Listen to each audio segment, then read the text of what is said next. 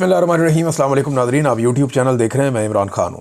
Nadreen, सबसे पहले बड़ी ख़बर ये है कि पाकिस्तान ने अफ़गानिस्तान पे एक एयर स्ट्राइक की है और इसके बारे में दावा किया जा रहा है। मुख्तलिफ़ मीडिया के ज़राए ये बता रहे हैं, पाकिस्तानी हुकूमत की जानिब से वज़ीर दिफ़ा ने भी इसकी कन्फर्मेशन दी है कि पाकिस्तान ने अफ़गानिस्तान पर मुबैना तौर पर एक एयर स्ट्राइक की है जिसमें दहशतगर्दों को हलाक किया गया। अब ये एयर स्ट्राइक जो है, इसके बारे में अभी मज़ीद तफसीलात तो आएंगी जब DGISPR आज के दिन में पेशावर में कोई प्रेस कॉन्फ्रेंस करने जा रहे हैं, जिसमें वो बताएंगे कि उन्होंने दहशतगर्दों का कितना नुकसान किया और ये कौन दहशतगर्द थे और उन्होंने क्या पाकिस्तान के अंदर कौन कौन से गुलगिला हुए थे। बहरहाल ये जो दहशतगर्द हैं, इनके 3 नाम अभी तक सामने आए हैं जो हुकूमती ज़राए से आए। पाकिस्तानी मीडिया ने यह ख़बर चलाई है और जो 3 नाम बताए गए उनमें एक नाम है नूर वली महसूद का, एक नाम है कारी सैफुल्लाह महसूद का और एक नाम है खालिद महसूद का। ये 3 जो TTP के रहनुमा हैं, ये मारे गए इस दहशतगर्द हमले में।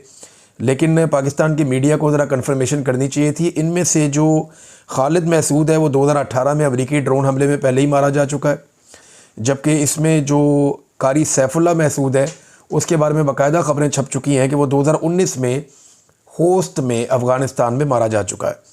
और ये उस वक्त मारे गए थे जब अमेरिका वहाँ पे मौजूद था, जब वहाँ पे बाकायदा अफ़गान हुकूमत मौजूद होती थी। तालिबान ने तब तक फ़तह नहीं किया था अफ़गानिस्तान को, ये उस वक्त की बात है।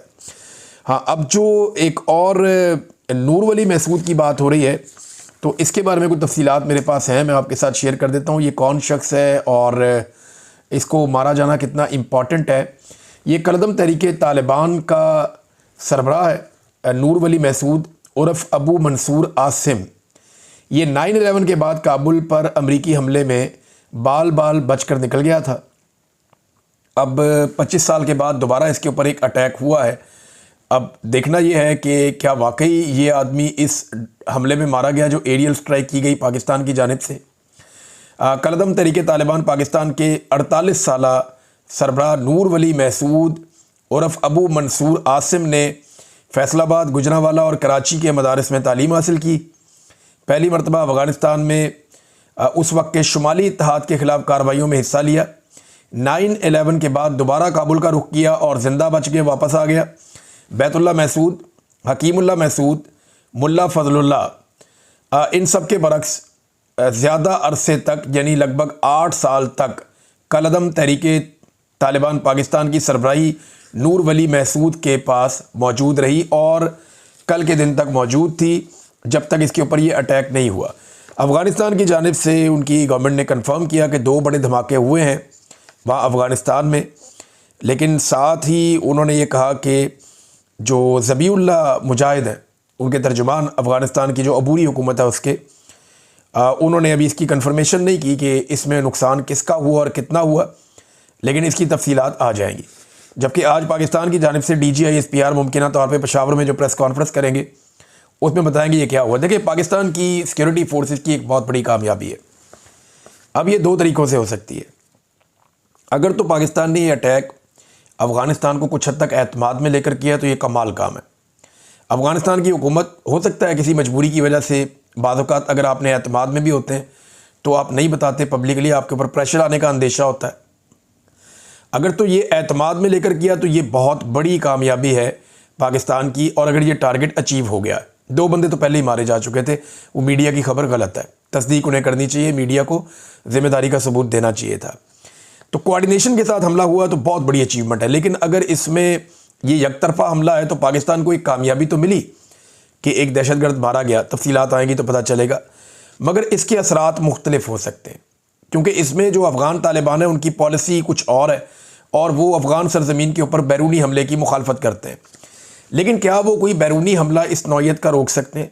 फ़र्ज़ करें कि अमेरिकन तैयारे आते हैं, आकर अफ़गानिस्तान पर बमबारी करते हैं या वो मिसाइल भेजते हैं, वो अफ़गानिस्तान में आकर गिरते हैं, तो क्या तालिबान के पास कोई सिस्टम है उसको रोकने का? बिल्कुल नहीं। दुनिया का कोई कमज़ोर से कमज़ोर मुल्क भी है ना, उसकी एयरफोर्स भी अगर अफ़गानिस्तान के ऊपर अटैक करेगी तो अफ़गान तालिबान के पास उससे बचने का या उसको रोकने का कोई तरीका नहीं है। वजह यह है कि उनकी कोई एयरफोर्स नहीं है। नंबर 2, उनके पास किसी किस्म का कोई एयर डिफेंस सिस्टम नहीं है। अफ़गानिस्तान का जो तरीक़ाकार ना लड़ने का, वो है लंबी लड़ाई वाला। वो फिर करते ये लड़ाई को लंबा खींचते हैं, जैसे अमेरिकन के साथ उन्होंने किया। ट्रिलियंस ऑफ डॉलर्स जो है अमेरिकन के डूब गए अफ़गानिस्तान में, उनके बेशुमार फ़ौजी कत्ल हो गए। अफ़गानिस्तान के अंदर एक अजीबोगरीब लड़ाई छिड़ गई, नेटो का बहुत नुकसान हो गया। अमेरिका पैसे डाल डाल के अफ़गानिस्तान में थक गया, लेकिन लड़ाई का नतीजा ही नहीं निकल रहा था।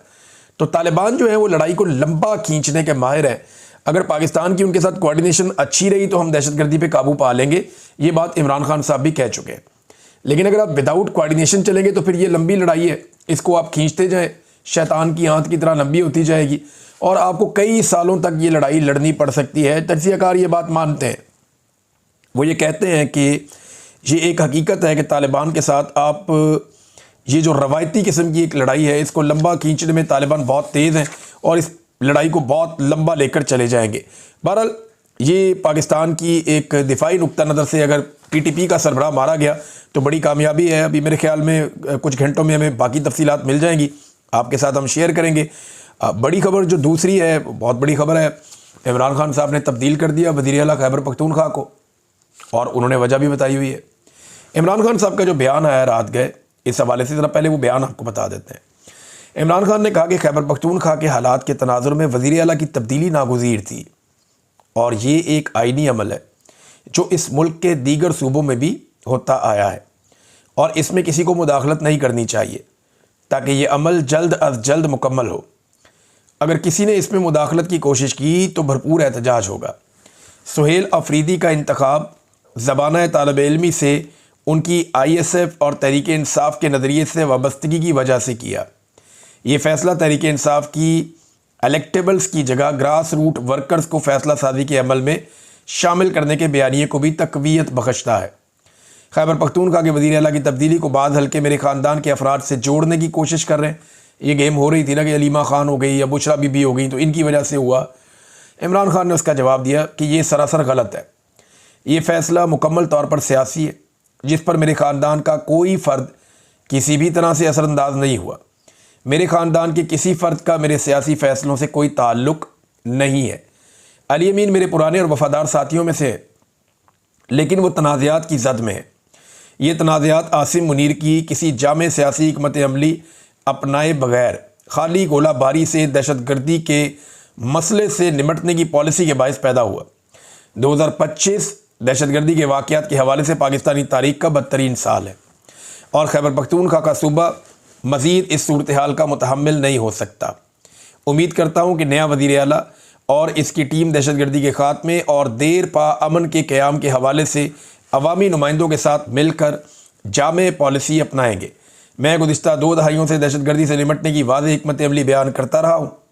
इसी हिकमत अमली के बायस तहरीक इंसाफ के 3.5 साला दौरे हुकूमत में दहशतगर्दी पर बहुत हद तक काबू पा लिया गया था। तहरीक इंसाफ ने इस वक्त की पाकिस्तान मुखालिफ और भारत नवाज गनी हुकूमत से भी मुज़ाकरात किए और कबायली अवाम और अफ़गान पनाहगज़ीनों के मामलात में अफ़ाम व तफ़हीम से हमने तय किए थे। 2021 में उस वक्त की फ़ौजी क़यादत ने हथियार फेंकने वाले दहशतगर्दों को वापस बसाने का मनसूबा पेश किया था। ये ज़रा आप गौर से सुन लें। अब ज़रा मैं आपको पहले एक ख्वाजा आसिफ का स्टेटमेंट बताऊंगा और उसके बाद वापस यहाँ पे आऊँगा इमरान खान साहब के ट्वीट पे, क्योंकि ये हिस्सा उसका जवाब है। ख्वाजा आसिफ कहते हैं, हज़ारों तालिबान को इमरान खान ने पाकिस्तान लाकर बसाया। आज भी PTI दहशतगर्दों से मुज़ाकरात की बात कर रहे हैं। सालों से हमारी फ़ौज और अवाम का खून बहाया जा रहा है।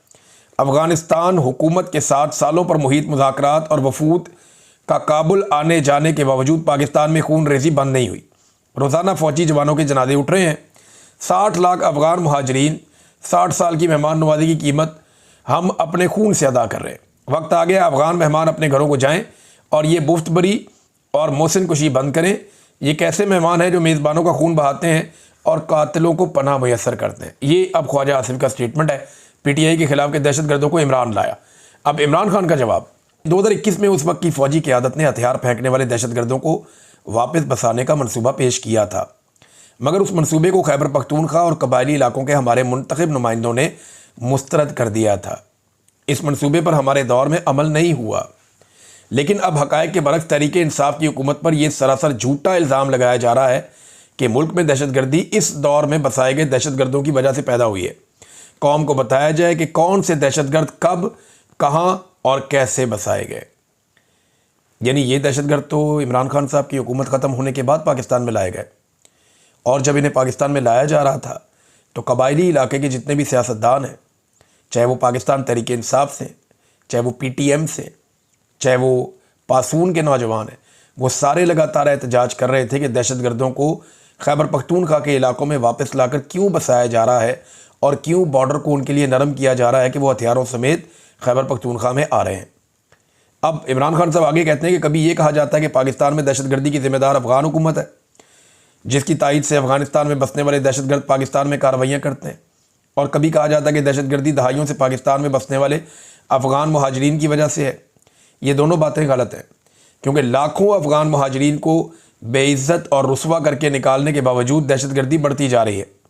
ये मुतज़ाद बयानात आसिम मुनीर के मुसल्लत करदा अवाम दुश्मन निज़ाम की बदहवासी को ज़ाहिर करते हैं।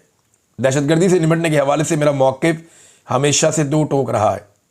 तारीख़ भी गवाह है, दहशतगर्दी के ख़िलाफ़ अगर बाकायदा सियासी बसीरत और हिकमत अमली के बजाय सिर्फ ताकत का इस्तेमाल किया जाए तो नाकामी ही आपका मुकद्दर बनती है। मिलिट्री ऑपरेशन के नतीजे में होने वाला कोलेटरल डैमेज आवाम को इंतकामन हथियार उठाने पर मजबूर कर देता है, और यूं ये सिलसिला बद से बदतर होता चला जाता है। सियासी इंतकाम में मेरे खिलाफ मुसलसल बेबुनियाद मुकदमात ना सिर्फ बनाए जा रहे हैं, इमरान खान साहब ने भी बताया, कौम को पैगाम दे रहा हूँ, ये चाहे जो भी कर लें, मैं इनके सामने ना झुकूंगा, ना अपनी कौम को झुकने दूंगा। कोलेटरल डैमेज का भी इमरान खान साहब ने जिक्र किया, लेकिन ख्वाजा आसिफ साहब ने कोलेटरल डैमेज को जायज़ करार दिया।